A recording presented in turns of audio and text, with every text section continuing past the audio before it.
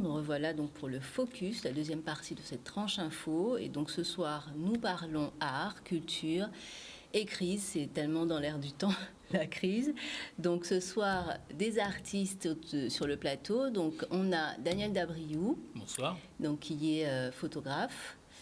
Jackie Jalem. Bonsoir. On dit Met Goka au Port-Louis. Agnès Jaffry, donc, qui est plasticienne. Et Joël Nanquin, également plasticien. D'accord. Donc, ce soir, on va discuter de l'actualité avec nos invités et de leur actualité ou non-actualité. On a dit, comme on disait en off, on va parler de ce qui se passe et de ce qui ne s'est pas passé non plus. Donc, on va voir quelques petites coupures de presse. Donc, on lance une première coupure et n'hésitez pas à dire... Donc là, alors voilà, la proposition du gouvernement pour les personnels de santé réfractaires à l'obligation vaccinale, à laquelle ils sont astreints. Donc, ils vont pouvoir s'orienter vers un nouveau métier via une cellule d'accompagnement et de reconversion professionnelle. Alors, qu'est-ce qu'on en pense ? Est-ce que c'est une bonne solution ? C'est intéressant ? Moi, je découvre, donc c'est presque hilarant. Excusez-moi, je me retiens.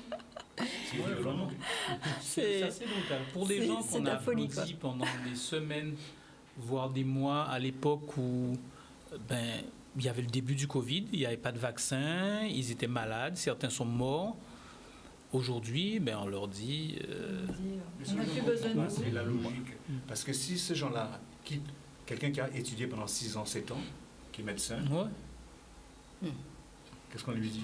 Mais on ne peut pas faire confiance, visiblement, à tu fais une reconversion, tu profession. Tu vas faire boulanger ? Non, c'est pas... Il n'y a pas de mot pour ça. Moi, je trouve ça d'une violence, vraiment. Non, mais c'est une vraie actu.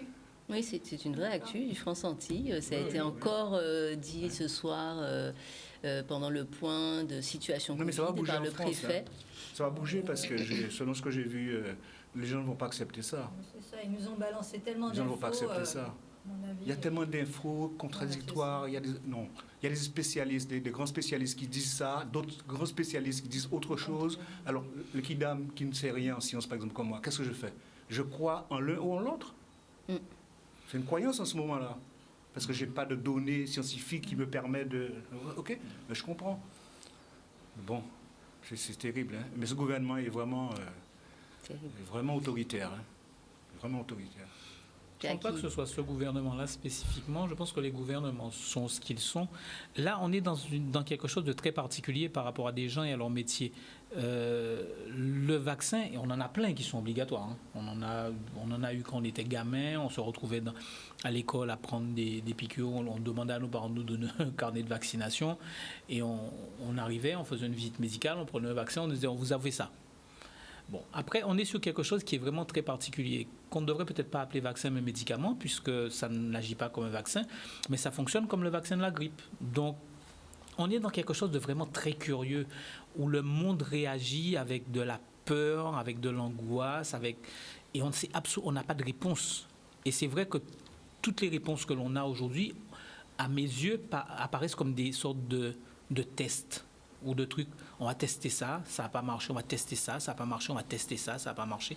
Et ça donne quelque chose d'assez curieux. Et puis on n'avait pas ce flot d'informations non plus, parce que maintenant on a des informations...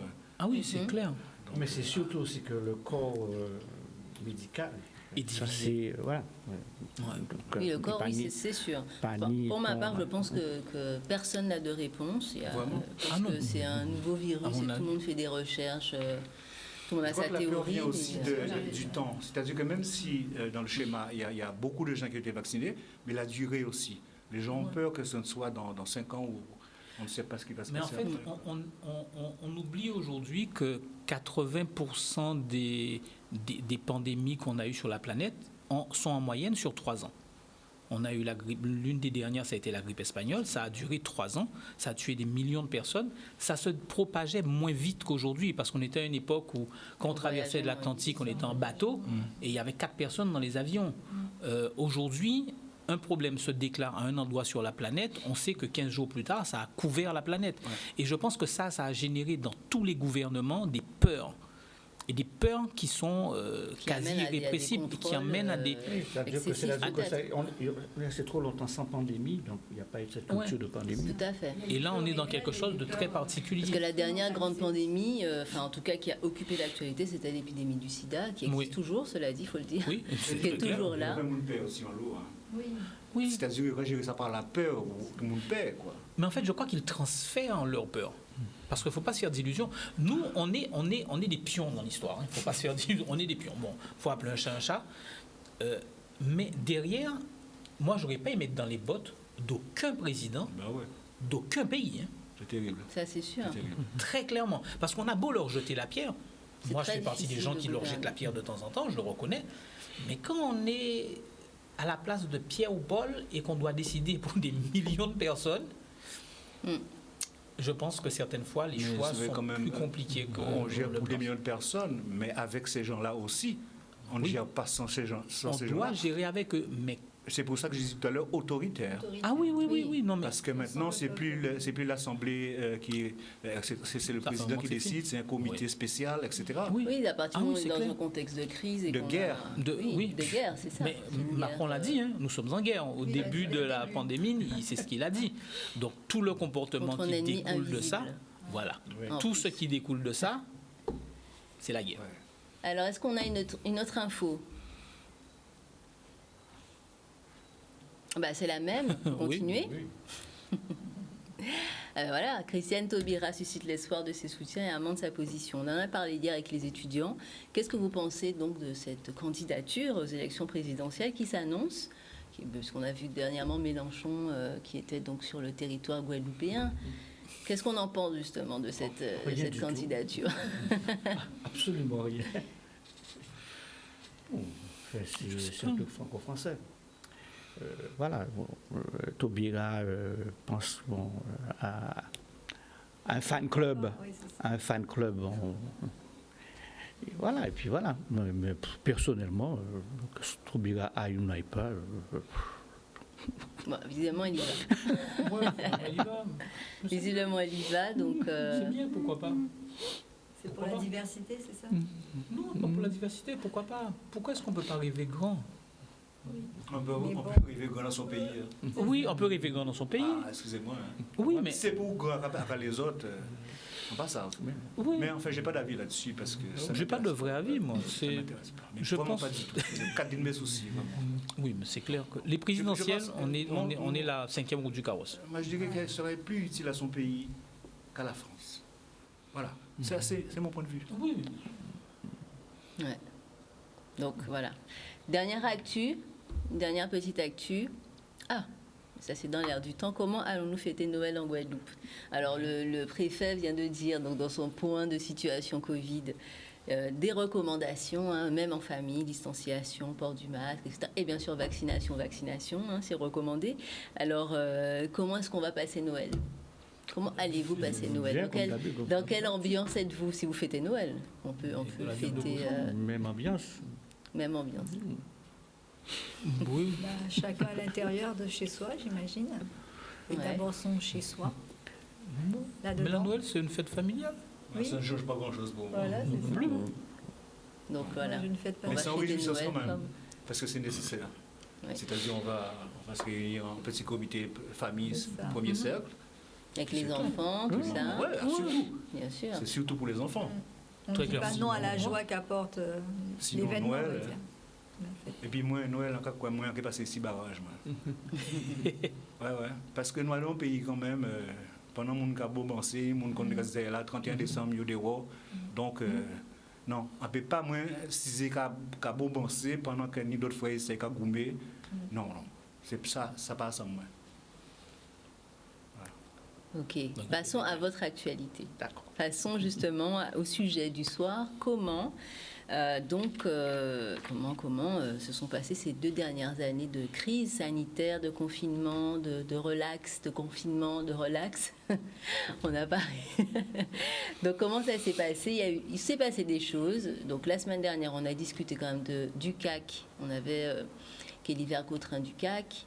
Et on avait Elisabeth Gustave de l'Arawak, donc qui a parlé un peu de comment elle a mis en place son festival, Monde en Vue, les différents événements qui ont lieu à l'Arawak, comment parfois on profite de la fenêtre qui s'ouvre pour tout de suite s'engouffrer et proposer quelque chose. Comment est-ce qu'on s'adapte finalement ou pas justement à cette période de crise. Alors, Joël Nankin, Ouais. ces deux dernières années alors, et même j'ai envie de dire, est-ce que le Covid est une source d'inspiration quand on est un artiste? Parce que ce qui se passe actuellement, est-ce que ça inspire justement pour créer? Me concernant, peut-être pas le Covid même, mais tout ce qui se passe, toutes les transformations de l'homme, de la société, des rapports, donc ça me parle. Ok? Mais sinon, je dirais que ça ne change pas grand-chose pour moi, encore une fois, parce que je suis quelqu'un qui, dans mon atelier, je suis confiné tout le temps. Donc ça ne change pas grand-chose pour moi. Et aussi, isolé. Il y a du bon quand même, parce que j'étais avec ma famille à la maison et j'ai passé vraiment un mois, je dirais, love même. C'était bien. Bien manger, manger pays, c'est bon. faire Alors, ce qu'on n'a pas l'habitude de faire. J'ai envie de proposer qu'on voit un petit, parce que j'ai fait des petites vidéos pour voir un peu vos travaux. On voit un peu vos travaux. On peut parler pendant qu'on monte la vidéo. Donc on va montrer déjà la vidéo de Joël Nankin, voir quelques-unes des œuvres que tu peux d'ailleurs commenter, parler justement de ton travail. Parce que tu es aussi un membre actif du CAC. Oui, mais je ne parle pas au nom du CAC, n'est-ce pas? Non. Je ne suis pas mandaté pour parler Non, au pas nom du CAC. tout. Mais c'est vrai que je trouve que le CAC, c'est une initiative qui est vraiment qui est méritée, quoi. Parce que, voilà une chose qui me peine beaucoup, c'est que les hommes politiques ici, les décideurs, n'ont pas d'ambition pour leur pays. Quand j'entends aujourd'hui qu'on parle de jeunes, et que rapidement, alors comme on parle de jeunes, on fait des forums, tout le monde y croit pendant 6 mois, et puis après ça retombe. Je dis qu'il n'y a pas d'ambition pour le pays. Je dis aux hommes politiques, vous n'avez pas d'ambition pour votre pays. Vous confondez votre ambition personnelle et l'ambition collective. Parce que je suis artiste peintre, je n'ai pas un lieu d'exposition en Guadeloupe où je puisse exposer mes œuvres. Il y a un paquet de jeunes artistes, beaucoup de peintres ici, beaucoup de talents. Mais non seulement ça, je ne parle pas mon nom, hein, mais je dis ce que je vois et ce que je constate. Parce que j'en ai là, j'en rapati. OK? On t'est resté à casa au moins, contentez-moi de quand le monde dit en la retraite, on parle de la retraite. OK? Mais ça me peine de voir que le pays comme ça, sans substance, sans colonne vertébrale, tu vois, c'est lassant, tu vois. Mais est-ce que, parce que quand on dit il n'y a pas d'exposition, mais on va dire il y a des expositions, qu'est-ce qu'on entend? Il faut vraiment expliquer peut-être ce qu'on entend par un lieu d'exposition. Qu'est-ce que ça induit? Parce que peut-être qu'il faut éclairer aussi nos élus sur ce que ça implique, un lieu d'exposition digne de ce nom. Alors, quoi que ça qui arrive nous, c'est que actuellement, quand même, Paris plus près qui Marie-Galante. Tout le monde est à Paris. Tout le monde a vraiment un artiste qui a exposé, à dans le musée, qui a d'autres côtés, etc. C'est ça. Nous pas qu'à inventer rien. Pour exposer, pour faire une exposition, un lieu de monstration, il faut qu'il y ait... C'est professionnel. Oui. Il faut pouvoir mettre en valeur des œuvres, il faut pouvoir demander... Comment? C'est comme ça. C'est pas de l'amateurisme noir qui a été fait à peu près, bon comme ça, nous quelqu'un bien comme ça. Non. Nous avons au niveau actuellement, nous qu'à exposer de façon internationale. Nous pas inviter des artistes extérieurs exposés à raison nous. Là, il y a exposer au MAC. On ne va pas exposer au MAC, moi. C'est pas un lieu d'exposition. J'ai été invité dernièrement, c'est triste à dire, à l'Atrium en Martinique. Je suis resté un mois à l'Atrium, mais avec un confort d'exposition, avec un accueil, avec des gens qui connaissent la peinture, qui connaissent la culture. Et ici, les gens en poste en culture, excuse-moi, hein, non, mais les gens en poste en culture ici, c'est des postes politiques, c'est pas des gens qui connaissent rien en culture. Donc, comment veux-tu que les gens pensent? Alors, est-ce que j'ai envie de poser la question, pas sans faire de provocation, oui. Mais je suis totalement d'accord avec ça. L'Atrium offre en tout cas des conditions de travail aux artistes qui sont exemplaires. Est-ce que ça tient, toi qui as fait quand même la révolution dans notre pays, est-ce que ça tient au fait ils ont eu un Césaire qui a créé les Beaux-Arts, le CERMAC. Le CERMAC. Et Ça donc, ne s'invente pas, hein. voilà. Ça ne Donc, s'invente pas. est-ce qu'il faut aussi peut-être, avec Il y a un débat avoir lieu de autour de formation. l'art en Martinique, autour de la culture, autour des livres, autour du théâtre, que je ne retrouve pas ici. Il y a en Martinique, il faut le dire, intellectuellement, ça bouillonne, quoi, tout le temps. Et ça, malheureusement ici, par exemple, ici, il aurait fallu que les littéraires rencontrent les artistes peintres, les photographes, qu'on se croise. Dernièrement, je disais, malheureusement, il y a Berthet qui est en Martinique. Il est venu dernièrement ici, il nous avait exposé à l'Arawak. Il a exposé 9 peintres guadeloupéens à l'Arawak. Ce n'est pas un lieu d'exposition, hein, mais enfin à l'Arawak quand même. C'est le seul lieu aujourd'hui qu'on nous permet d'exposer. Mais s'il n'y a pas des initiatives comme ça de gens venant à l'extérieur, nous-mêmes Guadeloupéens, nous avons du mal à exposer ensemble. On n'a pas besoin de quelqu'un. Voilà. Tout à fait. Voilà. Donc c'est ça, il y a un problème. On n'a pas d'échange, on n'a pas de. Et puis chacun pour soi, chacun chez soi. Il faut qu'on ait un élan quand même du nous et non du je, moi qu'à faire, moi qu'à. C'est ça en TMI, vraiment que. Alors Agnès, qui est également plasticienne, alors est-ce que tu plus sois, est-ce que tu vas dans le même sens que... Oui, tout à fait. Je voulais rajouter qu'il me semble, d'après les oui-dire, que nous sommes excessivement nombreux en tant qu'artistes en Guadeloupe par rapport à la Martinique. Et pourtant, on peut mettre la vidéo aussi, s'il te plaît. Ils ont bien plus, en effet, de salles et ils ont une école. Nous, on n'a rien de tout ça. Et pourtant, nous sommes très, très nombreux et en attente. C'est pas comme si on était... voilà, on n'est pas tous des amateurs, des peintres du dimanche. Il y a vraiment beaucoup de peintres, des artistes, pas que des peintres, des plasticiens, des sculpteurs, des artistes en tout genre, qui sont professionnels et qui ont besoin de s'exprimer dans des lieux où ils peuvent rencontrer le public largement, sans avoir à payer nécessairement ou un salon ou une galerie. Voilà, on a besoin de plus de choix pour s'exposer plus largement. Est-ce que là, quand je regarde l'œuvre qui vont défiler petit à petit, je crois que j'ai fait les diapos un peu longs quand même. Alors, est-ce que là, parce qu'on a l'impression que ton personnage, il est blessé. Est-ce que ça a un rapport avec... Oui, c'est une série qui s'intitule Démarrer vaillant. C'est un peu l'histoire de la marionnette que nous sommes et qu'on doit libérer, voilà, de ses égos, de tout ce qui nous retient. C'est pour ça que je parle souvent de ce qu'il y a à l'intérieur de nous et pas nécessairement de l'extérieur, et que je ne suis pas toujours au courant des actualités. Et comme Joël, je suis très souvent enfermée dans mon atelier. Donc pendant le premier confinement, j'avais presque honte par rapport aux autres de dire je vis tellement bien ce confinement. J'en ai même redemandé parce qu'on avait tellement de choses à faire. Pouvoir rester chez soi, ne pas pouvoir sortir, je suis obligée de rester là et faire tout ce que j'ai à faire, mais il me faut encore du temps, jardiner, enfin on a fait tous beaucoup de choses. Et c'est vrai que ça a perduré, donc les premiers mois on était tous un peu dans l'expectative, à se demander, voilà, est-ce que la prochaine expo va avoir lieu, mais ça ne nous empêche pas de travailler, nous dans notre atelier, parce qu'on a la chance d'avoir souvent notre atelier ou chez nous ou à proximité. Et donc j'ai fait plusieurs séries, mais pas sur le Covid. Le Covid ne m'a pas inspiré. Non. Ce Covid. Parce que c'était plutôt le travail sur soi. D'ailleurs, beaucoup pendant cette période, à rester chez eux, ont travaillé sur eux. Moi, c'est un travail qui m'intéresse depuis longtemps, donc j'ai pas attendu le Covid pour m'intéresser à ce qui se passe à l'intérieur de moi.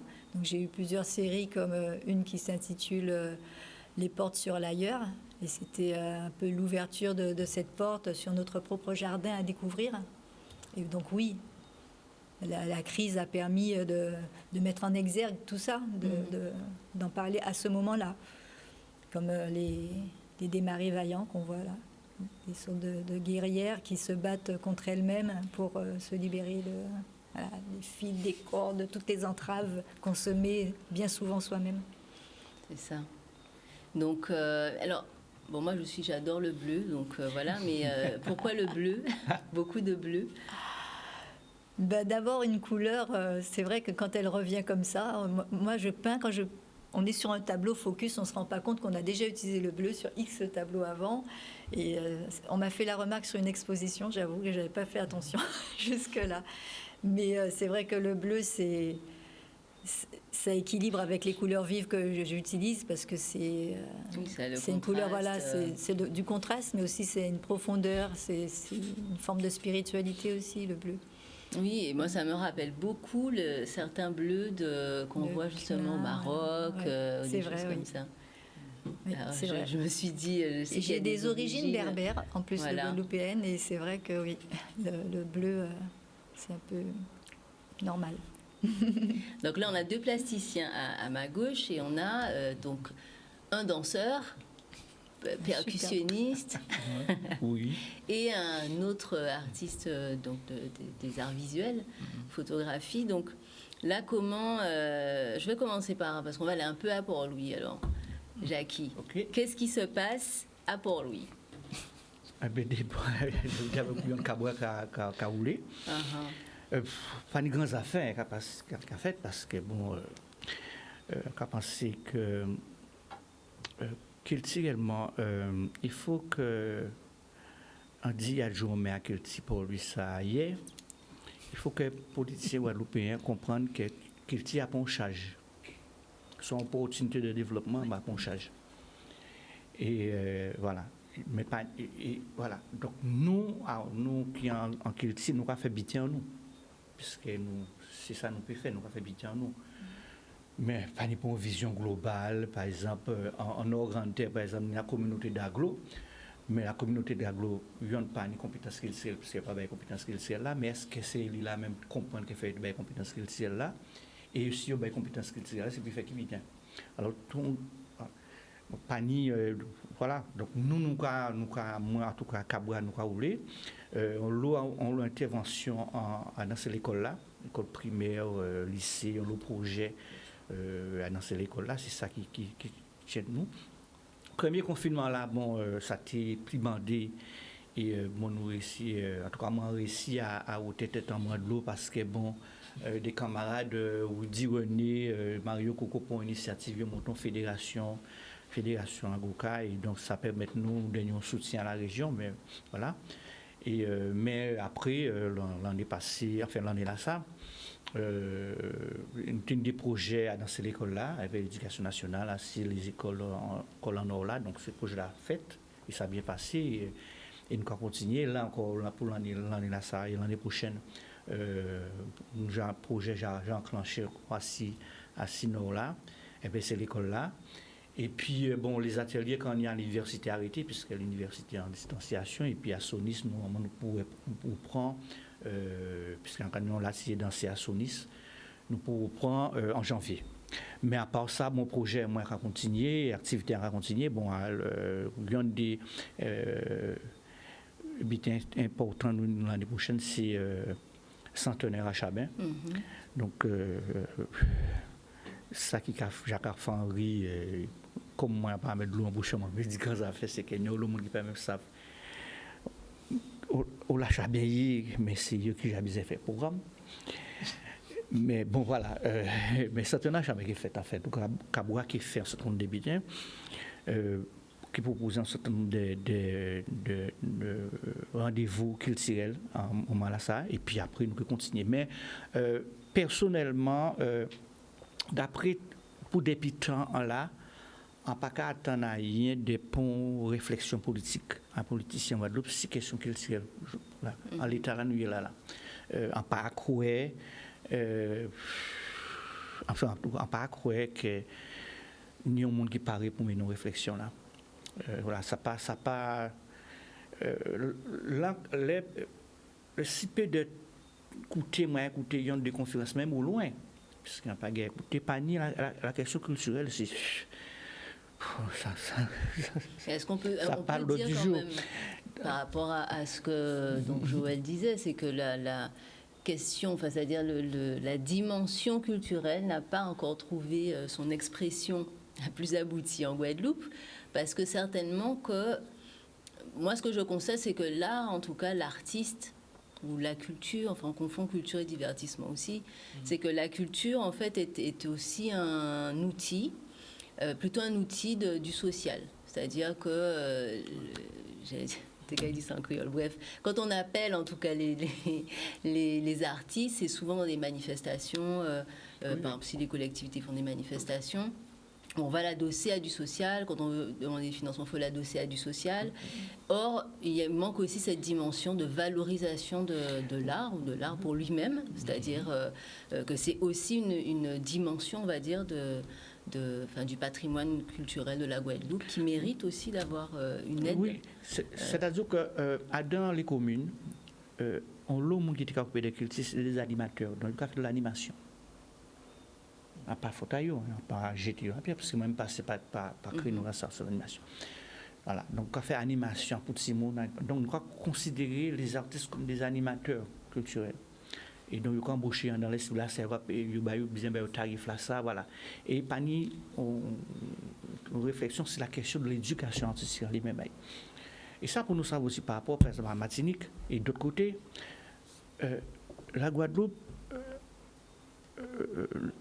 pas fait schéma départemental de l'enseignement artistique. C'est un des seuls départements en France qui n'a pas fait schéma départemental de l'enseignement artistique. Ça veut dire quelque chose là. Nous n'avons pas une vision réelle si l'État de l'enseignement artistique en Guadeloupe, comme l'école musique, comme l'école danse, comme les gens qui fréquentent, qui niveau à ça, rien. Pour permettre une vision des mains, construire en perspective si la politique de l'éducation artistique en Guadeloupe, qui j'en pour faire sa formation à monde. Pas une bonne vision. Pourtant, il y a des... Vas-y, termine. Ni l'école qu'a fait, mais pas ni ça pour être fait, c'est-à-dire que puisque une loi qui sortit la décentralisation 2004 qui a obligé les conseils généraux à faire le schéma départemental de l'enseignement artistique, la Guadeloupe pas fait taille, la Martinique fait taille, la Guyane fait taille, fait tout l'Est monde fait taille, la Guadeloupe pas fait. Il sorti en 2004, nous en 2021. Ça veut dire nous pour jamais faire le schéma départemental de l'enseignement artistique. Donc jusqu'à là, nous n'avons pas une vision réelle sur l'état des lieux de l'enseignement artistique en Guadeloupe. Et pour ça, quand pour nous faire, pour nous changer, sécurité pour nous appuyer, c'est là pour nous. Donc nous là, donc là par exemple, à Martinique, à nos démarches de construction de conservatoire. La Guyane, j'en ai conservatoire, la Réunion, j'en ai taille, la Polynésie, j'en ai taille, nous n'avons pas rien. Nous n'avons pas organisation, structuration d'enseignement artistique en Guadeloupe. Et c'est l'État en nous. Moi, par exemple, qui passe en formation d'UMI et d'autres formations pour être professeur de musique traditionnelle, tous les amis, moi, qui en France, par exemple, on a des amis qui travaillent, ils sont embauchés par les communautés d'agglo. Par les communautés de communes. Et ils ont circulé à ces territoires, dans toutes ces écoles-là. Normalement, c'est concentré d'être moins autres là. Et qu'à circuler en Nord-Grande-Terre, par exemple, embauché par la communauté d'Aglo. Mais la question culturelle, ce n'est pas l'ordre du jour. Oui, Là, on a un dossier culturel, par exemple, la communauté d'Aglo, on dit, ouais, mais fait ça, base en orientation touristique. Pour ça passer. C'est touristique ou social, c'est ça qui a marché. Et donc, c'est dans l'état là, ça nous y est. Donc, alors, nous, autistes, nous avons qu'il si, mais nous avons fait putain, nous. Parce que, bon, nous, comme nous engagés, nous, c'est des militants, parfois, nous, petits militants, nous avons fait putain, nous. Et il y a des fois, des trois politiques qui soutiennent nous, puisqu'ils ont senti. Mais pas ni pour une vision globale, pas ni pour. Il n'y a pas le chemin. C'est quoi le chemin? Non, il n'y a pas. Il n'y a même pas la reconnaissance du statut de l'artiste. C'est ça le gros problème. C'est ce que j'allais dire, la professionnalisation. Vite fait ça, comme si vous êtes un monde qui vient faire ça, ils font vite un moins là. Une dépannement. Un bon travail, quoi. Ou là, j'aime, nous avons besoin d'éviter, même madras, d'éviter un nouveau. C'est pourquoi mon principe, pour finir, parce qu'il fait comment parler, à pas jouer tambour, à pas boire et manger. À pas faire chanter Noël. À pas jouer pour parti politique. Parce que c'est pour faire mon. Après ça, je dis tout bitin, c'est pour faire mon respecter moi. Absolument. Oui, respecter l'artiste. Effectivement, Et c'est vrai ce que qu'on la a fait. professionnalisation, Voilà, c'est voilà. pas Un encore... papi, il faut qu'il pour monde, mais c'est pour me Mais pour- respecter. Moi. 11 ans, Joël, par exemple, qui a fait chanter nous à la case. Mais pour Jacques, non, chanter nous à la case. Ça pas risqué, hein? Non, mais, son exemple. Après, dit, bon, ben, Joël, c'est Pourquoi beaucoup. font les roses? Joël, c'est beaucoup à moi. Joël, c'est beaucoup à moi. C'est un tambour à moi. À nous que par son moment, ensemble. Mes affaires, mon annonce de circuit à chanter nous. Quand vient voir bon, nous chantons Pas en troubadour, quoi. Ou pas troubadour. Donc, quand on parle justement de professionnalisation, Daniel, qui est donc auteur-photographe, mais tu enseignes aussi, Oui. donc dans un établissement qui vise justement à former des jeunes En fait, étudiants, préparer les préparer jeunes à passer j'enseigne au centre des métiers d'art. Et au centre des métiers d'art, en dehors des pratiques amateurs, il y a une classe préparatoire qui forme des jeunes pour qu'ils soient prêts à passer des concours d'entrée dans des écoles d'art appliqué, dans des écoles de beaux-arts, dans des écoles de photo, il y en a très rarement, dans des écoles d'architecture, et ils sont préparés sur à peu près 8 mois, c'est-à-dire c'est des post-bac, et ils préparent ces concours-là. Certains d'entre eux vont en Martinique après pour rentrer dans l'école d'art de Martinique. Et ils y entrent sans difficulté. Le but pour eux, c'est de rentrer dans les meilleures écoles possibles par rapport au niveau qu'ils vont acquérir. Donc, ils visent des écoles en France, des écoles dans la Caraïbe ou des écoles vers le Canada, parce que de plus en plus, on pousse les enfants à aller vers là. Moi, chacun sa façon. Ce ne sont pas les meilleures écoles. C'est exactement ce que les meilleures sont encore en Europe. Exactement. Mais on se retrouve dans une sorte de structure où on n'a pas encore intégré que l'art et la culture sont des marchés. Et quand on parle de marché, on en parle au même titre que le marché du pétrole, que le marché du sucre, que le marché de l'or. L'art, c'est aussi une valeur refuge. Quand on a des crises, on se rend compte que les gens achètent des œuvres d'art pour préserver leur richesse. Donc on est dans quelque chose où en Guadeloupe, on n'a pas encore saisi la dimension et l'étendue de ce que peut être l'art. L'art, ça véhicule effectivement l'identité de nos territoires, mais c'est aussi générateur de richesse. Quand on se rend compte du prix auquel se vendent certaines œuvres d'art, c'est de la richesse. C'est pas tout le monde qui est capable de mettre... On va partir sur des petits prix, 10 000 euros sur une peinture, mais c'est encore moins de personnes qui sont capables de mettre 40 millions d'euros sur un Basquiat. Mais des Basquiat, il y en a d'autres. On n'a pas toujours des œuvres qui se vendent à 40 millions, mais on en a plein qui se vendent entre 5 et 150 000 euros dans le marché de l'art contemporain aujourd'hui, partout en Europe. Donc, nous, c'est vrai que Joël en parlait au début, on n'a pas de vrai lieu de monstration. Quand on va exposer à Rimini-Souta, moi je refuse d'y aller, on a une fenêtre sur deux, c'est juste pas la peine, quoi.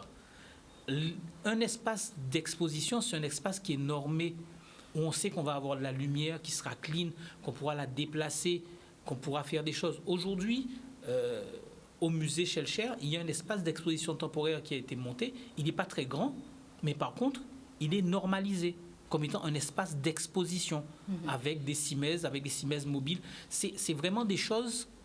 À l'époque du Centre des Arts, il y avait des salles qui étaient... Au premier étage, on pouvait exposer dans des conditions d'exposition. Et ça, c'est quelque chose qui s'est littéralement dissipé. Donc aujourd'hui, on expose dans un café par-ci, dans un resto par-là. Non. Le travail que l'on fournit en amont mérite autre chose. On a très peu de galeries, voire presque pas. On n'a pas de vrai lieu de monstration.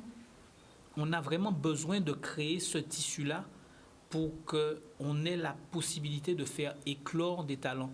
Parce qu'il y a des gens qui vont faire de très bonnes choses, qui vont être très pointus, qui vont être talentueux, mais qui n'auront peut-être jamais la chance d'éclore parce qu'on ne les aura jamais vus.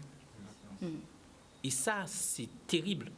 Oui, parce qu'on n'imagine pas aussi que finalement, avoir des lieux de démonstration professionnels, normalisés, comme tu dis, obéissant aux standards j'allais dire, ou internationaux, hein, c'est-à-dire qui correspondent à tous les lieux de monstration, c'est permettre aussi aux artistes locaux de montrer leur travail aux personnes de passage. Et parfois, on peut être surpris, il y a des personnes qui...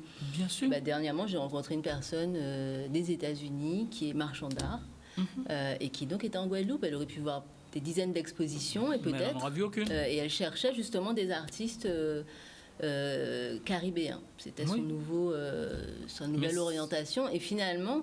C'est la nouvelle orientation américaine en ce moment. Oui, exactement. C'est pas Et c'est finalement, quelque part, ce n'est pas un caprice de la part des artistes de dire, voilà, on veut des lieux qui soient dignes de ce nom, parce que c'est toute une dynamique derrière qui échappe, en fait, Clairement. Mais quand vous artistes accrochez un mur, une image, je dis une image parce que ça peut être une peinture, ça peut être une photo, ça peut être une gravure, et que la lumière est mauvaise. À l'arrivée, vous ne voyez pas ce que l'artiste a voulu vous montrer. Et quand vous arrivez devant un truc qui est parfois bof, parce que la lumière génère des ombres, ou génère des trucs qui, en fait, détruisent la qualité intrinsèque de l'image, vous nuisez à l'artiste qui expose cette œuvre-là. Et tant qu'on n'est pas dans un espace qui permet de montrer les œuvres dans leurs plus beaux jours, eh ben on nuit aux artistes. Et c'est ça le gros problème. Ce n'est pas une lubie d'artiste de dire qu'il faudrait plus d'espace de monstration. C'est pas la peine forcément d'avoir... On est sur un petit territoire, on n'a pas besoin d'avoir des salles qui font 400 mètres carrés pour pouvoir... Mais si on a plein de salles qui font 50, 60, 100 mètres carrés, ça veut dire qu'il y a plein d'endroits où on peut montrer des choses. Oui, et ça irait même dans le sens d'ailleurs des politiques a priori, des lois notrées, etc. L'accès, le droit culturel en fait, l'accès à la culture pour tous. Que si chaque commune, enfin peut-être pas chaque, mais en tout cas même communauté d'agglo avait sa salle d'exposition, une vraie salle d'exposition, certainement que... Parce qu'il y a un truc dont on doit tenir compte, et on n'en parle pas suffisamment, c'est qu'il existe ce qu'on appelle l'industrie de l'art. Et c'est une industrie. Donc, l'art n'est pas un jouet. C'est une économie. C'est une économie avec des règles, avec des fonctionnements, avec des principes. Quand parfois j'entends des commentaires de personnes qui disent « Ouais, mais monsieur a vendu une photo 1500 €. Moi, je peux vendre la mienne 1500 € aussi. » On lui dit non. On rentre pas dans... On est dans une cote avec des gens qui ont fait des choses, qui ont exposé à des endroits, qui ont exposé dans des lieux qui sont normés, et qui font que le travail qu'il a fait, c'est pas une photo. Qui est un travail de fond. Mais c'est un travail de fond sur une série, sur une réflexion. Et quand un peintre, quand Joël fait une série d'images en traitant le même sujet de façon différente, c'est un travail de réflexion. L'art n'est pas un truc que l'on prend et on appuie sur un bouton et on sort de jolies choses. Quand les artistes commencent à rentrer dans une réflexion en se posant la question de comment fonctionne leur territoire, comment eux ils fonctionnent par rapport à ce territoire, comment ce territoire-là fonctionne et quelles sont les interactions et comment est-ce qu'on va montrer ces interactions-là, ou comment on va montrer notre histoire, comment on va parler de notre histoire, parce qu'on n'est pas les écrivains de notre histoire jusqu'à nouvel ordre. Comment va-t-on en parler? Et l'artiste, c'est un agitateur. C'est quelqu'un qui va permettre de dire aux gens, moi je regarde le monde comme ça. Par exemple, j'ai attaqué une série sur la mer comme étant une frontière. Et j'ai photographié des bords de mer et j'ai un trait rouge sur l'horizon. Parce que pendant très longtemps, la mer a été une barrière pour nous créoles. On disait quoi? Un caille au bord de l'enmer. On ne disait pas un caille en mer, on disait un caille au bord de l'enmer. Et en général, les gens s'arrêtaient effectivement au sable.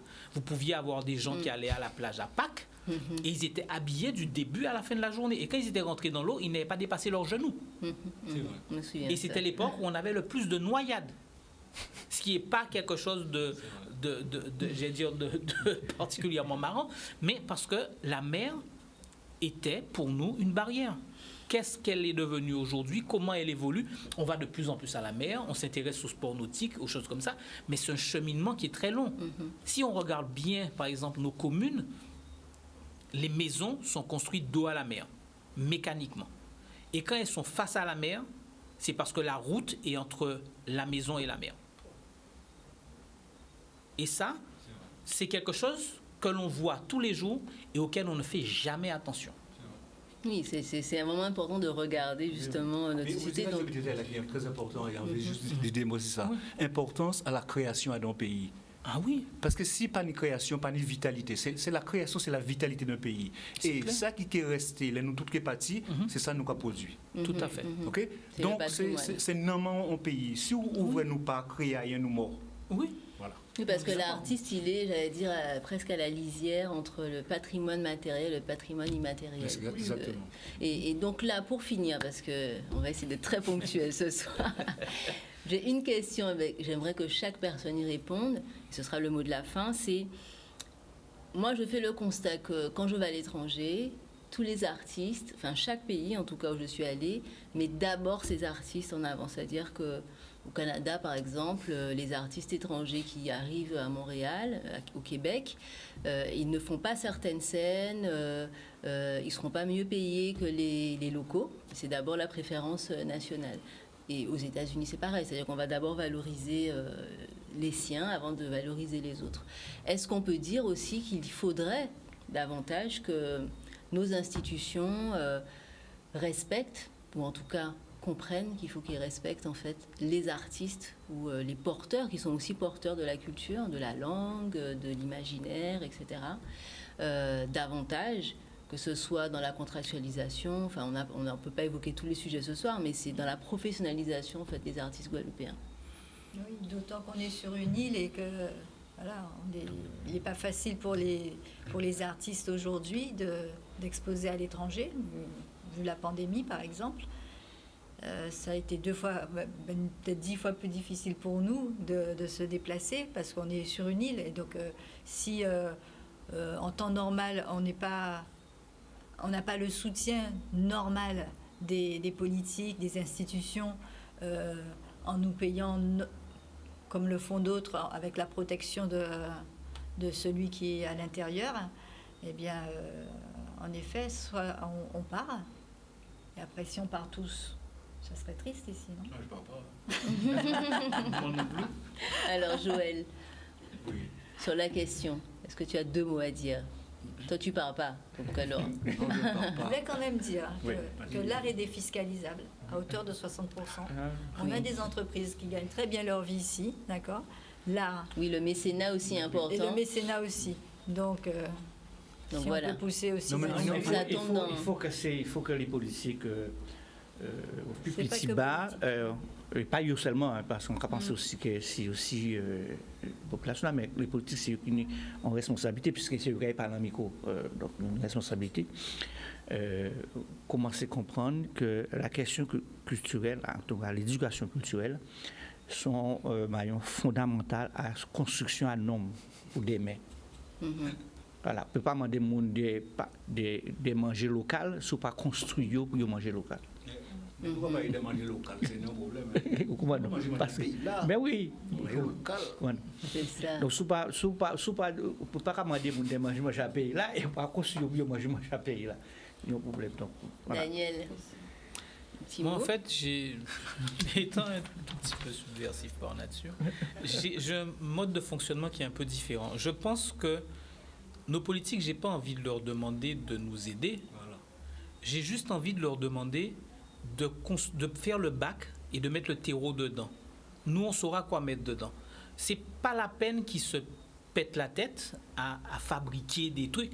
Si ils réussissent à construire à mettre suffisamment à plat le cadre dans lequel on peut évoluer, les artistes vont pouvoir évoluer dedans. Mais s'ils n'ont pas ce cadre-là, ils vont évoluer un peu comme ils veulent, et 9 sur 10 d'entre eux vont faire ce que 90% des artistes font, ils vont essayer de se vendre à l'extérieur. Parce que l'artiste a besoin de vivre, il a besoin de bouffer. Moi, je vois les démarches que je fais quand je me lève, que je prends un billet d'avion, que je me déplace, que je rencontre des galeries en France, que je discute avec les gens. C'est juste pour vendre ce que je fais, parce que je suis conscient de la qualité de ce que je produis et que je n'ai pas honte aujourd'hui de me lever et d'aller essayer de le vendre. Mais si on peut faire en sorte qu'il se génère des interactions, c'est-à-dire que les gens viennent ici et voient ce qui se passe. On regarde ce qui s'est passé avec les murs galeries. À l'aéroport, oui, je fais vite. Vas-y. À l'aéroport, les gens ont pu voir des œuvres d'art dans un espace dans lequel ils ne le voyaient pas. Et ça génère un terreau. Et c'est ça que les politiques doivent faire, c'est mettre en place quelque chose qui puisse générer le terreau dans lequel on va venir construire. Mais on construira bien. À bon faveur. Voilà. On est passé à côté d'une biennale, là, quand même. Oui, donc on espère que ça reste dans les petits papiers. Wallo? Ah, pas d'ensemble. Donc ça va être le mot de la fin.